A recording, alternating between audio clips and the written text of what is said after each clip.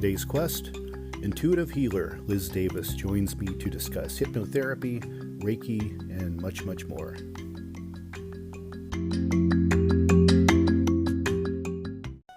Life is a quest for logic and reason. It is a quest to find balance between science and faith. Life is a quest for knowledge and understanding. But most importantly, it's a quest for personal discovery. Whatever your quest, knowing yourself is the beginning of all wisdom. Welcome to Quest.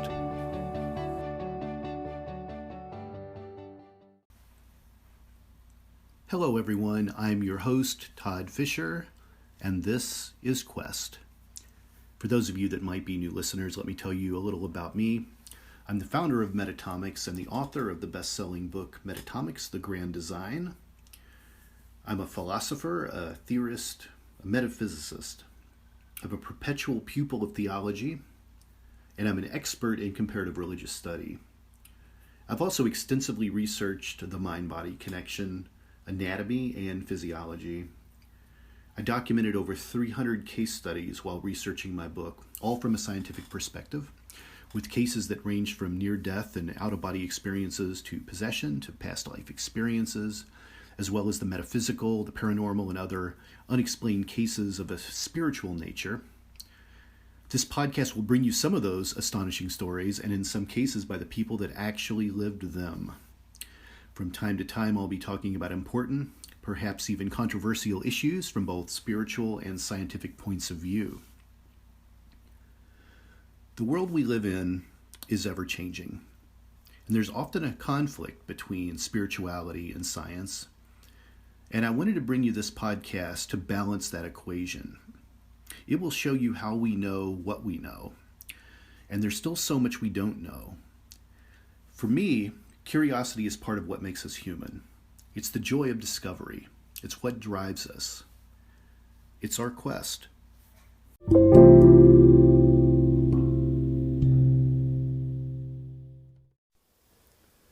Hi everyone. Today Liz Davis joins me from Austin, Texas to talk about her offerings as an intuitive healer and spiritual guide. I hope you enjoy it. Hi Liz, welcome to the podcast. Hi Todd, I'm so excited to be here. Thank you for having me. I'm excited to get to talk to you today.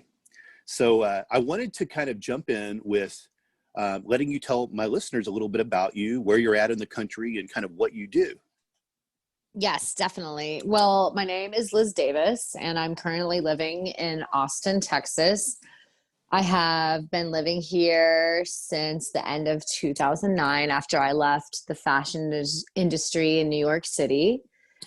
And I do a variety of things, but I'll sum it up in one sentence of what I do with people. I take people through a transformational journey of the mind, body, and spirit. And how I do that is using various tools such as hypnotherapy, breath work, guided visualization, yoga, and a bit of coaching as well, and energy work. That's exciting. So tell me, how do you Yes. transition from being in the fashion industry in New York to moving into kind of being a healer like this? How does that change take place? Well, I was there in 2009 when the market crashed, and I was fresh out of college, just starting out in the corporate America, or what I thought I wanted at that time. And I had been going back and forth to the city pretty regularly for some modeling stuff. And then I was also dating somebody there. And I also have curly blonde hair. So I was very much fueled by Sex in the City too. And I just thought that was like the most perfect life. I wasn't really operating at a level of lots of depth, we'll say then. Yeah. And, I just thought that's what all of life was about. And I got there and every plan that I had just collapsed. The market crashed. I got fired. My boyfriend and I broke up. Couldn't get a job. It was craziness. I was there when the plane landed in the Hudson. And Wow. it just seemed like all of the signs were like, what are you doing here? And I had already started yoga in college, but at that point, one of my friends was working at a yoga studio. And so she hooked me up with like a free yoga pass. And that's all I had to do at that point. My parents were helping me live there until I could find a job. And it was in a meditation class that I saw 7 boxes, and I was up for this job, and it was me and this other girl out of 500 people. And when I didn't get the job, I just realized it was time to let go and try something else. And in the midst of living in New York, I was really lost. I was a very lost little girl at that time. Yeah. I say little girl just because I was emotionally immature. I was partying a lot, engaging in unhealthy relationships after the breakup, just a lot of promiscuous lost behavior. And Yeah. my dad's girlfriend she was a Reiki healer, and she had healed herself of breast cancer naturally. And when I got back to Pittsburgh, she looked at me and she was like, "You're sick." And I was like, "What are you talking about?" And she's like, "No, you're like spiritually sick." Mm. And it just really resonated with me. And she did my first Reiki session. And I mean, I had struggled with bulimia. I was seeing a therapist at least once a week, at one point every day. Nothing had worked. And she did this session for me, and you can't lie to the energy. The energy is there. Certain people can just feel it. Right. And she just helped me unleash a pain that I think was trapped in me for such a long amount of time. And I mean, I will always remember that cry. That was like the cry that woke me out of my sleeping dream and / nightmare. Wow. Wow. So did you grow up in Pittsburgh? I did. Yeah. Yeah. So I'm Italian and German, and we just, we have a bigger family. We would do Sunday dinners and all of that. A whole family thing. I loved it. Did you grow up with any spirituality or religion? My mom never really liked the Catholic religion. She didn't understanding why a God that was all knowing, you had to report your sins to him. So she didn't really make us go to church, but my mom is just naturally, I think, a spiritual person. And so I think we always talked about an energy or higher power, but it wasn't necessarily, like Jesus in a sense. It was always more spiritual based in my family. Sure. I get it. Yeah. And how did you choose Austin to go to? Why that city? Well, after that session I decided I never would want to go back to fashion or contribute to that in any way, shape, or form, since it had made me so unhealthy, and it's very unrealistic ideals that it puts in people's minds. And my mom and my stepdad were living in Dallas at the time, and I didn't want to stay in Pittsburgh. I wanted to change it up again. And so I moved to Dallas, and it's always about the boys, I guess. But on the third day, I met this guy named Gavin, and he lived here in Austin. And it ended up being South by in its early phases was truly incredible experience, South by Southwest. And then I was like, Austin is way my vibe. It's such a cool city, and it has a very entrepreneurial, free spirit to it as well. Yeah. Yeah. It's one of the cities that's the most moved to right now. People want to relocate and go to Austin.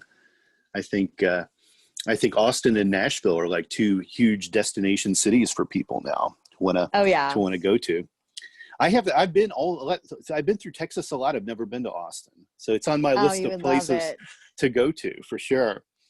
So you've set up shop there.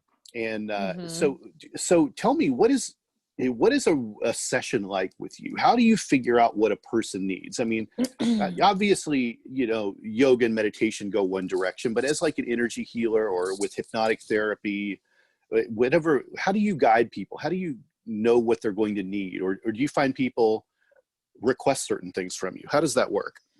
Some people request certain things for me. That would be along more the spiritual lines of like things that are called cord cutting. So after a breakup or a business transaction that maybe didn't work out, the removal of what's called psychic cords. But really what I do is I listen. I listen to where the person is and what I'm hearing repeated from them in the way that they're talking about it. And through just listening and just using my own intuition, I put together, using all the various modalities that I'm accredited in, what the best option for their healing journey would be. Yeah.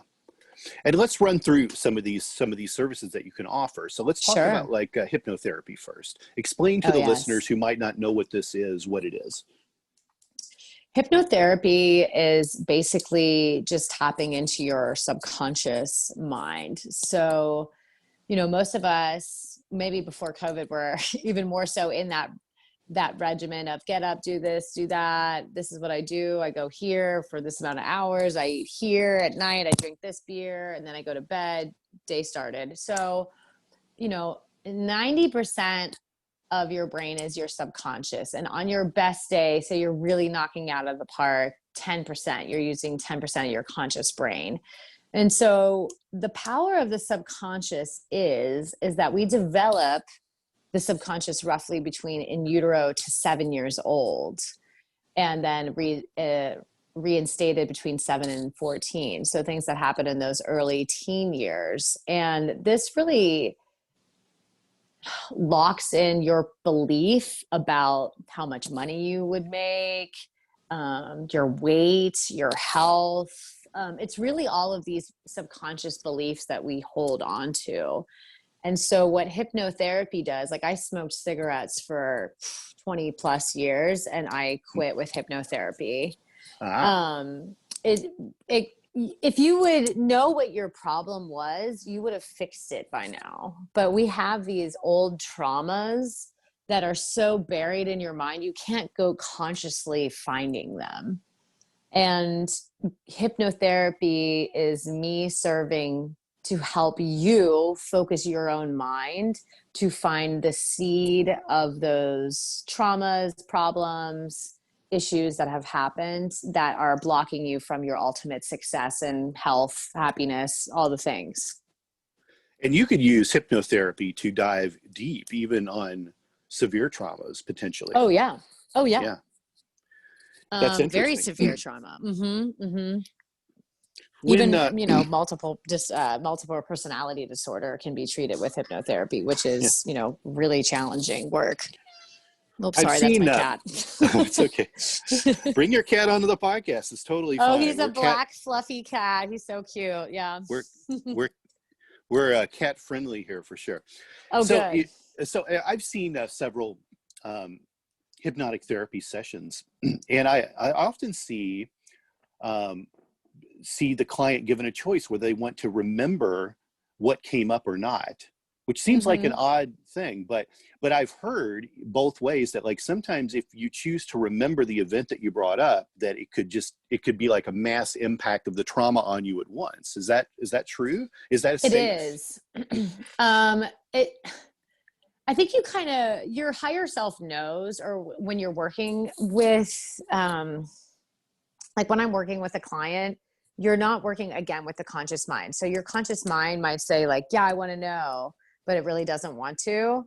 But when you're in that alpha, your mind state, like a different part of somebody is answering back. So you can definitely ask somebody, if it's going to serve their purpose to know what happened, to consciously remember it, or just, you healed it within the mind, but you don't have to recall the trauma. And our mind is, built in that way, that we, if you get into a car accident, it's hard to recall it. And that's so that you can, continue living your life without remembering the trauma all the time. Yeah. So it's mainly if it's going to be important to the healing process for you to know. Yeah. Is hypnotherapy, would you say it's another way you can go instead of seeing a psychologist? Are both needed in the world? Is it better to go to a healer for things like this versus a psychologist? What's your feeling on the, you know, kind of the medical industry when it comes to things like this versus what you do? Well, I think it just depends on what. I think a lot of people enjoy going to their therapist as an ally, as a friend, perhaps. But for me, I wanted to get over what is bothering me, what's holding me back. So I love Sure. hypnotherapy because it's quick and instant. You know, I'm Yeah. instantly regressing you back. We're not talking about my childhood all the time. And the other Sure. thing with talk therapy is that when you talk about your trauma, your brain is firing off the same emotions, feelings, chemicals as when it happened, when that trauma happened. So the more you talk about the trauma, the more you're almost like strengthening it in your mind, um, versus, you know, just letting it go, letting it be a part of your past, Right. and really truly healing it from it. A lot of the work that I do is reconnecting people to a version of their child self Right. Right. that felt abandoned or left behind or weird or whatever. And it's really quite beautiful. I mean, I often cry just to be a witness of the healing that I get to see take place, Wow. in these sessions. It's a real pleasure. It's a real honor to be a liberator. And that's what I feel like I do for people is I help you liberate yourself. Yeah. And let's talk about energy healing. Let's Mm-hmm. talk about that for a bit. Yes. So I normally start any session that I do with a little bit of energy work just to calm the spirit, the energy. And that really makes any kind of hypnotherapy or regressional work that much easier because the body is not on high alert. So Sure. I'll just say that I do Reiki. I've been a Reiki master also since 2010. So I've been doing it for 10 years already. And Reiki is, I don't want to cut you off real quick, but yeah, no, I you're want you to good. get into Reiki because I haven't actually introduced talking about Reiki into any of my podcasts, and I've wanted to do that. So Sure. let's jump into this because you have a Yeah. really interesting story about, you know, who you learned from and and just kind of what it is. So explain to my listeners what Reiki is for those that don't know. Sure, I would love to. Reiki is a Japanese modality of healing, and this guy Usi was gifted this energy, and it was this lineage of healers that, and you go through this process of attunement, to come up to the various levels. But I genuinely feel that we all have the capacity to heal with our hands just simply by having that intention of love and care and focus. But, you know, just like with anything, there's some boundaries and some scholarly things that you learn through the process, but it is profound. I mean, the heat that comes out of my hands is like a hair dryer sometimes. And all I'm doing is channeling all of the energy that surrounds us onto a person through my intention and through these various attunements that I went through. And the more that I realized that it wasn't me that was healing them, it was me allowing whatever created this world that we live in. I often look at birds move in synchronicity together simultaneously, and that to me is like and that's like the best way you can see Reiki in action. You know, it's like Yeah. whatever moves those birds together flawlessly, seamlessly, that consciousness is what you're flowing that consciousness through you to another human with the intention of healing. Sure. um and then I would say one of my gifts that I have awakened to, which was probably why I was always trying to numb myself so extremely, is I'm very sensitive to people's energy. I liken it to hearing an instrument out of tune in an orchestra, in a symphony. And so I can just run my hand. I never touch you. I just have my hand hovering above you, or even long distance, because time and space is an illusion in this matrix, essentially. And I can feel where there's discordance within your energy field. So if you feel like really blocked in your root chakra, or If you have a lot of head chatter, that normally means it's hard for us to expand our viewpoint. There's all these different things. There's like the way that energy moves through our body like a highway. Right. And all the highways have different functions and different purposes that they are a part of. And energy work is to have a traffic free flowing highway of your body. Sure. Sure. So would you say that Reiki is something happening on an energy level versus maybe how acupuncture or acupressure is working on like a physical plane? That it's different in that way? Are they similar? Are there parallels to this? They're similar. I mean, acupuncture gives you that tangible touch of this pin is coming into my body and it's moving energy through me. So it is moving energy. I would say that, you know, when you walk into a room and someone has fought and you can feel kind of like the crazy frenetic energy Sure. Yeah. from the fight exchange, that's what Reiki is working on. So it's working on that like subtle body energy that we all express. You know, some people, they walk into a room, they're like totally magnetic and they make the room bend. It's that kind of energy that Reiki is interested in. Sure. And I we're see. vibrating first. So if you have a healthy energetic signature, that's going to translate to a healthy physical signature, because we're, you know, frequency first, physical last. Sure. Sure. Do you work with crystals as well? I do. I'm also Okay. a crystal master healer. Yeah. Let's talk about that a little bit. Sure. I love all of it. Yeah. So crystals, crystals are incredible because they never fluctuate in their frequency. And what's great about this is science is actually really caught up to this. They can tell that crystals are, you know, putting off a frequency, a vibration. They use them in watches all the time, diamonds and things like that to hold the tick. So we fluctuate as humans, right? You can have a great day and then it can switch and then it can be a really horrible day. So what crystals do is they just maintain their vibration. Sure. So depending on what crystal you use, and they're very good at expressing the colors, you have your chakra system as well. We can go into that too, but they have various healing properties. Right. And say you're a very anxious person, you would need a very calming crystal. So I would say that maybe you need something like black tourmaline to absorb some of that frenetic energy, and you would just like wear that around. And so they take on some of the energetic load, I would say, and help keep you more in a balanced state versus the day's great, the day's bad, the day's great, the day's bad. It's like it helps kind of like equalize because their Right. energy doesn't fluctuate, and so it holds that anchor for your body to center back to.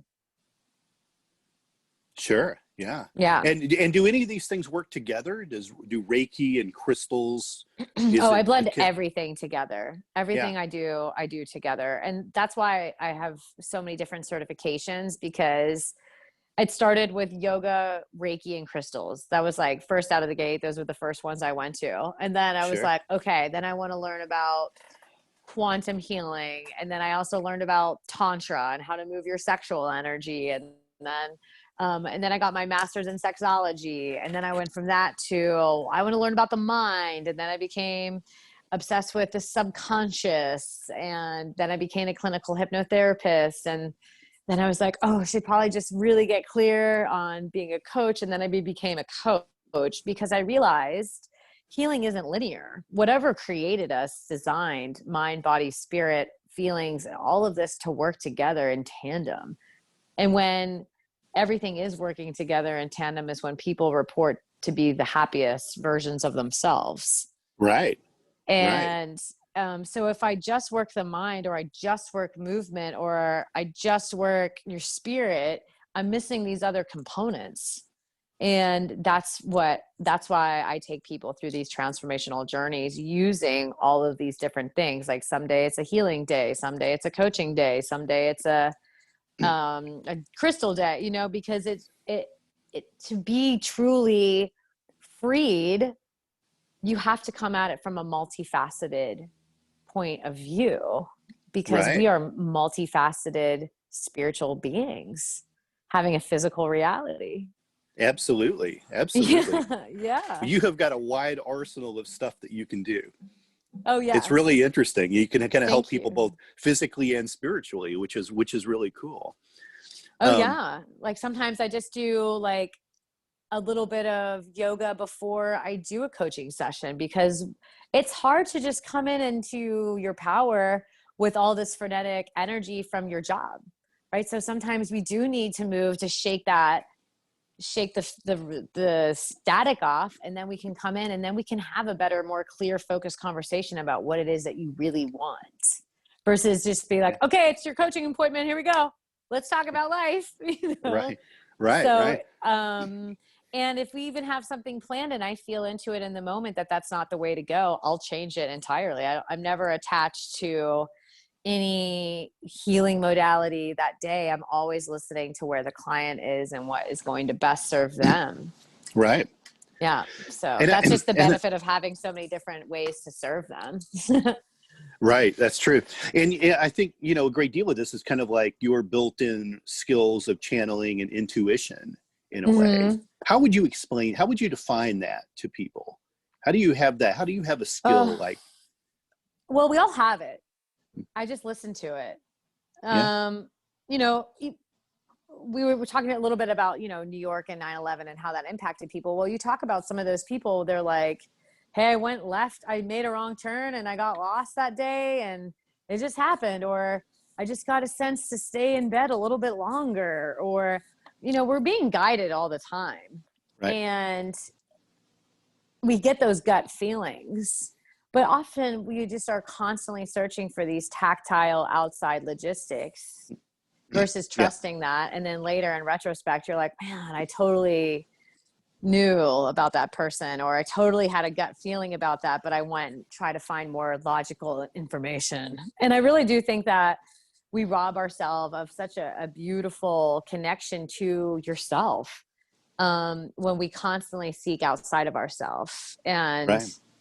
all the information of the universe is contained within you, really. I mean, it can be, just like Einstein was riding his bike and bam, theory of relativity just popped into his head. Yeah, The word inspired is in Latin is in spiritu, which is the spirit is in you. It's illuminating you. So we're really just capable of learning anything and downloading anything with the right amount of focus and presence. sure. Do you find that your clientele leans more toward male or female, or is it about equal? It's about equal, actually. But I'm a guy's girl. I grew up with triplet boy cousins Yeah, that just used to beat me up all the time. But I love supporting the masculine and the feminine too. I feel like guys get beat up a lot, and there's just, a lot of talk about toxic masculinity and things like that. And I'm I'm not really on board with that. I think that I think men are great, and they've just been repressed emotionally for a long time. So I love working yeah, with both people. I know yeah, obviously like what it is to be a woman, and really able to authentically dive in deep to that journey, especially because, I mean, for lack of a better word, I mean, I hated myself for years. I never was able to feel beautiful, and to come on the other side of that is like the best gift I've ever been given, yeah, that absolutely. I created for myself. So yeah, both of them. I just love to help people awaken to themselves again, because I feel like life is so short, so precious, it's time to be Oh, happy. It's time to live. absolutely. How has your business changed in the era of COVID here? Have you gained more clients during this I time? Do you have. lose clients? Is it important to be able to be in person with people, and kind of has been removed for a lot of us, and in lieu of like Zoom meetings? Like, tell me how your business has had to change this year. Um, I still I considered myself a frontlines worker. So throughout this whole time I was seeing people, and I Mhm. was just making them agree to, we're both taking that risk, but we feel that what the work that we're doing together in person is worth more than that risk. And then I've also seen people virtually. It's actually been better for my business because people realize that you can do healing work long distance and it's still as just effective. And what I do for the crystals and things is that people are able to buy various packages, and I'll send you various kits, like, crystal starter kit that you could use for our session. And so that it would really feel like I was there with you. And then you have some of the tools that I would be using at your own home. And then Good. you have them for your own use too. So if anything, it helped me get a little bit more creative and serve in even a greater capacity. Because now I really am able to see people anywhere in the world through Zoom. And the thing about energy is that we are all connected in the same consciousness, a human collective. And that just as birds move together in that tandem, we are feeling each other. We're feeling each other through this whole COVID worldwide experience, and we've all had that moment where we think about somebody and then they call, right? And so Right. we're so much more connected than I think we realize. And that's the realm I like to play in. And people I have them feel into which side of their cheek the energy is focusing on. So before we get started, so that they can even feel that connection before we get started, even though I'm in Texas and they're in Maine or something like that. So, Right. mm-hmm. Right. How important is nature in a person's healing? I would say I'm also a Taurus, so I'm a super nature person. I would say it's very important. I think I just got back from 10 days out in the backcountry of Yellowstone fly fishing, catch and Wow. release. No cell phone, no nothing. And I can't even remember the first day because I think my mind was shutting off to the sound of the world, just the frequencies. There was no billboards, no telephone poles, no nothing. And I think that's so important for us because we are born of nature. These cities are not our natural way. If you think about evolution and where we've come, Sure. we're really meant to touch and earth down. I mean, just on an energetic thing, most people don't touch the ground with their bare feet, once at a time sometimes, and Right. in terms of energy and releasing stress, I mean, that is, our body is designed to earth. It's called earthing, right? To earth down and let go of that frenetic frequency. And I think we're just always inspired. At least I am. I'm always so inspired by nature, and it's just raw beauty. Like, it was raining all this morning and thundering here, and I just couldn't have been happier just to sit here and journal and drink my coffee and have no music on and just be connected to nature. Right. Right. That's interesting.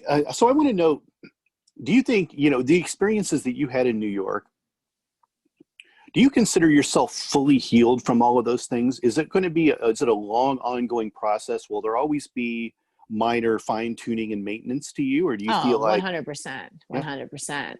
Oh, and yeah. that would be the same. And that's indicative of almost anyone. There will always be constant tweaking that you will have to do to your spiritual life and to your energy. Oh, for sure. I think that's part of what we're here for. I think we're here to expand our soul. And, I'm like the first one to tell my clients that I work with, like, it's not that I'm 100% healed, but my reaction time and my way that I'm able to manage things when I'm triggered or things that happen in my life is totally changed. So it's just about becoming more cognizant and being the master of your mind versus your mind mastering you. Sure. And focusing it and what you want it to do for you, and just the way that we constantly are programming ourselves by our self-speak of like, oh, I don't even like to say it. I hear it all the time when people say, oh, I'm getting old. And then your mind believes like everything that you think getting old is associated with. So your Yeah. mind just becomes that missile seeking goal thing of that. Whereas, you know, when you talk to, I met this woman that was 101 out in Marfa, Texas last year, and she was so young in spirit. And Yeah. that was her a piece of advice for me was never say that you're old. Right. And I think that we underplay how much we are contributing to the state of our life through our thoughts. Your subconscious it doesn't understand humor or sarcasm. And that's so much of our culture is humor and sarcasm and like kind of beating yourself up. Right. Do you think so this has been an interesting year because we've had COVID, we've had protests, we've had riots, we're going into an election, a big election that's important this year. And this whole year has been just really twisted and screwed up.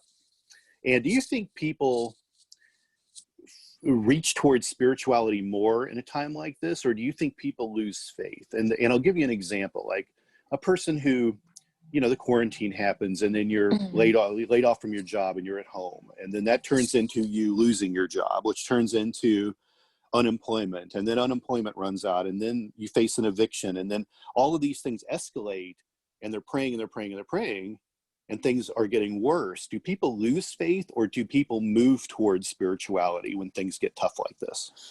Well, even if you're praying, if you're still focusing on what you don't have on a manifesting terms, you're still going to be magnetizing that very thing, because what you focus on, you get.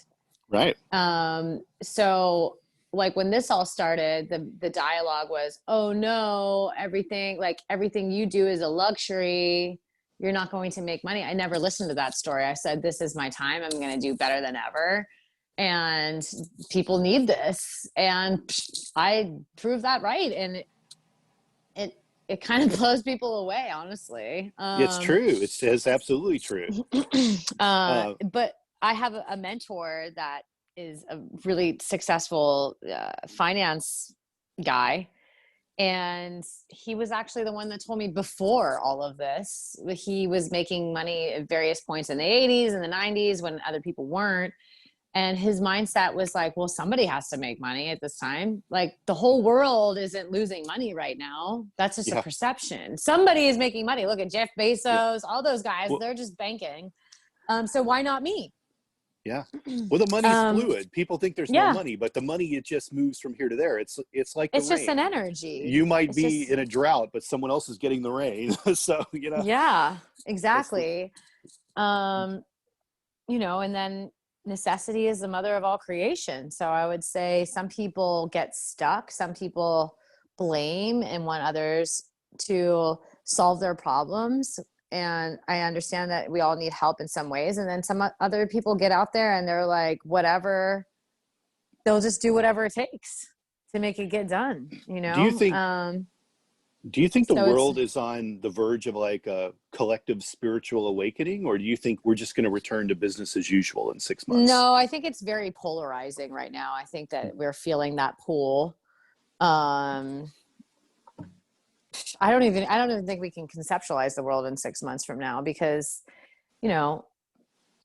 there's also people rising up around the control of their governments worldwide. I mean, there's like almost 1 million people that gathered in Berlin, and, it's starting to, maybe not 1 million, but a couple thousand. And I think people are starting to wake up to a different authority, and that is the one that is within.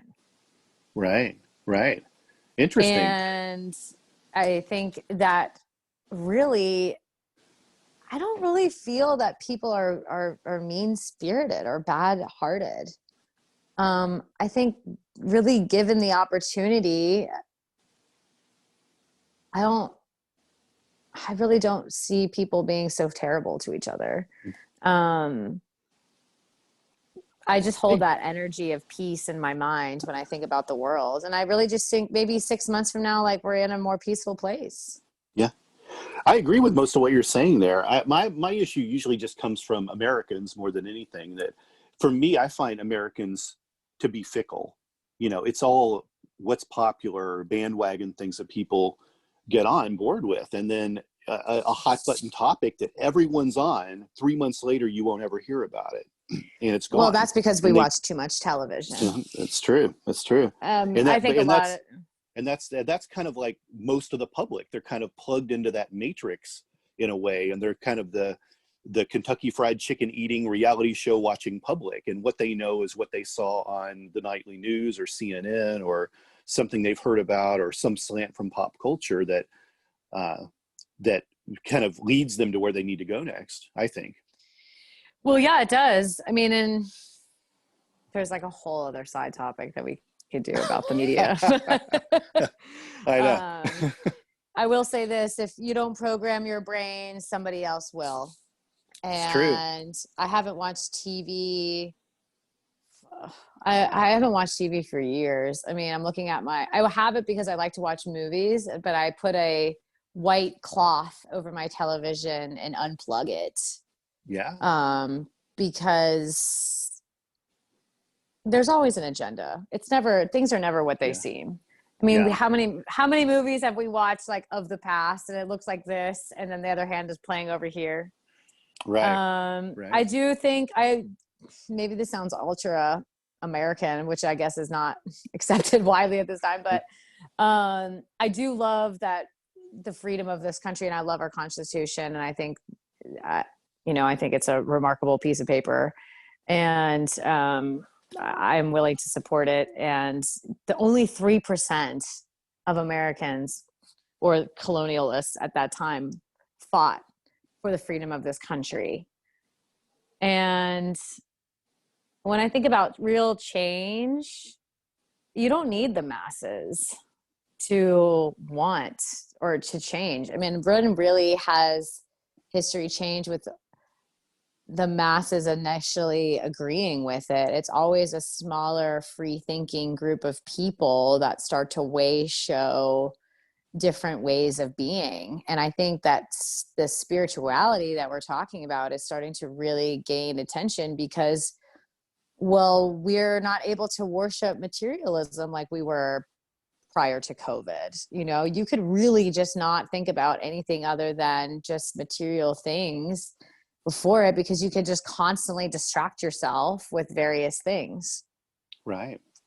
And when the whole world was shut down, you couldn't be posting on Instagram your bomb travel plans and, this restaurant and that restaurant and this clothing, where people were really gleaning their worth. And when you take that away, you're left with nothing but, thankfully, yourself. And you can either, look at yourself and say, wow, there's more to develop on the inner landscape here and to work on. Or you can choose to kind of numb out, watch television, and have somebody else make up your mind for you. Right. That's not personally how I move through my life. And if that's your jam, that's your jam. But I think what gets dangerous is that people want their one way of thinking to be law, or you get canceled. And I think that's a dangerous slope because that sounds like 1984 thought police kind of thing. So exactly. Familiar with George Orwell. Yeah. So yeah. I think that's just what, as freedom being my top core value. I have freedom of thought, freedom of expression, and to basically whatever you want to do, as long as you're not hurting children or anybody else, knock yourself out. Yeah. What's next, Liz? What's the ultimate goal for you? What's on the horizon for you? What do you have planned? What I have planned is just doing more podcasts, more reaching out and just talking to people and starting this, this revolution of changing our minds, of re-owning our power. So many times you hear people say I'm just human, in this self-defeated way. And I really want to switch that and say I'm human, and really unlock and unleash the power that I believe is within all of us to create these amazing lives. And so I just want to speak to people. So speaking events is on the horizon, working with people one-on-one, and then also having group experiences and journeys to go through, more content, and just doing my very best to shine a light in this world and really realize that even amongst chaos, you are in charge of your mind and you can make your own reality a beautiful experience, even with life's intensities going on. Right. And, I have done that, and it's not something you can do casually or sort of. I mean, it's really just, it's a lifestyle change of realizing your power, and that can be very scary, but it's also extremely liberating. Right. What a beautiful way to kind of wrap the podcast up. That couldn't be any better, what you just said. So, and tell everyone how they can find you. Are you out there on the interwebs and social media? How can people reach out to you? I'm all over the interwebs. My website is LizDavisHealings.com. And you can book through there, and you can also ask me any questions. And then you can follow me on my Instagram page, which is just all lowercase, Liz_Davis, 2 S's. And I'm going to start my YouTube channel, which is also Liz Davis. So those are my main ones that I move through. And what should we expect from the YouTube channel? I do, and you can see these on Instagram too. On Mondays, I do a morning message. So it's just whatever I'm channeling in for that week, message to start your week, and a hot tip to keep you focused on something that is for your personal growth for that week. Gotcha. And you also teach Zoom yoga classes, right? I do. Monday through Friday, I teach Zoom yoga classes. Monday, Wednesday, Friday at 9 a.m. and then Tuesday, Thursday at 6 p.m. all Central Standard Time. And that schedule is also on the landing page of my home, of my website. Good. Well, perfect. Well, that's great. Everyone go out and see what she's doing. Really cool stuff coming out of Austin down there with you. I'm happy that you're holding it down here in the South for all the conscious people. Absolutely. And come back and talk to me again. Let's revisit these conversations, or go into a deeper topic. Exactly. I would love that. Thanks for coming out, Liz. Thank you so much for having me. Have a great day. You too. Bye-bye. Bye.